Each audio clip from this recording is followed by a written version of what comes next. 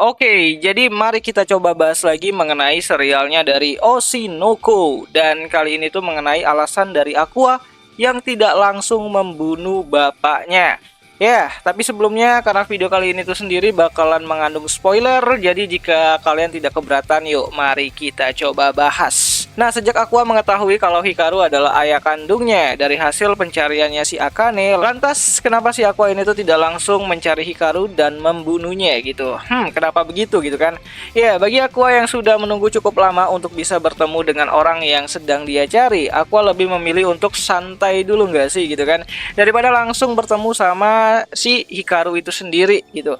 Ya, jadi jawabannya itu adalah Aqua ingin menyiksa orang tersebut itu lebih dulu gitu kan. Dan hal ini tuh bisa kalian temukan pada isi chapter ke-65 dari adaptasi manganya itu sendiri, di mana sosok dari dokter guru yang ada di dalam alam bawah sadarnya si Aqua mengingatkan Aqua yang sekarang untuk bisa menyiksa Hikaru lebih dulu, baik secara mental maupun fisik. Nah, ini artinya film yang sedang dibuat sama si Aqua saat ini hanyalah alibi bagi Aqua untuk bisa menculik Hikaru ke suatu tempat. Ya, tentu saja setelah filmnya itu selesai. Dan jika kalian ingat kalau Ai ini tuh sangat ingin dirinya itu dibuatkan film oleh Pak Sutradara Gotanda pada chapter ke-110-annya gitu kan. Dan Aqua juga mengatakan sesuatu yang berhubungan dengan impian dari Ai di makam Ai pada chapter yang sama juga. Dimana bagian akhir dari film dokumenter itu sendiri bakalan menceritakan mengenai grup idol B Komachi yang akan tampil di Tokyo Dome. Namun hal itu tidak bisa dilanjutkan ataupun diselesaikan sama sutradara Gotanda karena Ai lebih dulu meninggal. Ya, awalnya film ini hanya butuh bagian akhir di mana Ai yang tampil di Tokyo Dome. Namun karena satu insiden, film tersebut itu pun harus di-reboot ulang dengan aktor yang baru juga tentunya biar fresh lah gitu kan. Karena bahannya kan udah lama banget tuh, sekitaran 15 tahun yang lalu.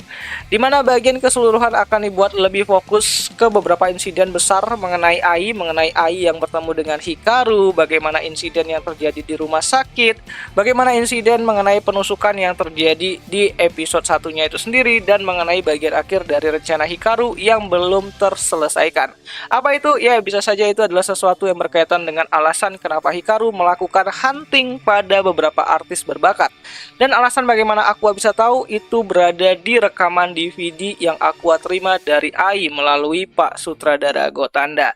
Oh ya, ngomong-ngomong, yang akan memerankan karakter dari Hikaru di sini nantinya adalah si Himekawa Taiki, yang mana ini bakalan jadi tamparan keras juga karena Himekawa adalah anak dari Hikaru juga, tentu aja dengan ibu yang berbeda.